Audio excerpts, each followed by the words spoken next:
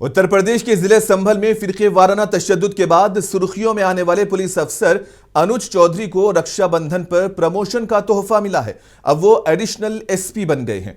Promotion order जारी होने के बाद एसपी के बिश्नोई और एएसपी राजेश कुमार श्रीवास्तव ने सीओ अनुज चौधरी की वर्दी पर अशोका सुतून रखकर तरक्की मिलने पर मुबारकबाद दी और उनके रोशन मुस्तकबिल की ख्वाहिश की। हम आपको याद दिला दें कि इसी साल मार्च में होली के मौके पर संभल के सीओ अनुज चौधरी अपने एक बयान की वजह से अचानक चर्चा में आ गए थे, जब होली का त्यौहार और जुमा एक साथ आए थे। और उस वक्त उन्होंने कहा था कि होली साल में एक बार आती है, जबकि जुमा साल में 52 बार आता है और जिन्हें होली के रंगों से परेशानी है वो उस दिन अपने घरों में ही रहें। उनका यह बयान सोशल मीडिया पर खूब वायरल हुआ था। हालांकि बाद में कुछ लोगों ने उनके इस बयान पर तनकीद की थी। आपको बताते चलें कि अनुज चौधरी 2012 बैच के स्पोर्ट्स कोटा से मुंतखब पीपीएस ऑफिसर हैं और वो संभल शाही जमा मस्जिद तनाजे के दौरान भी सुर्खियों में आए थे। अब जबकि होली के मौके पर उनकी मुतनाज़ा बयान ने मुसलमानों के जज्बात को ठेस पहुंचाई थी, तो वहीं अब उन्हें रक्षाबंधन पर एडिशनल एसपी के ओहदे से नवाजा गया है।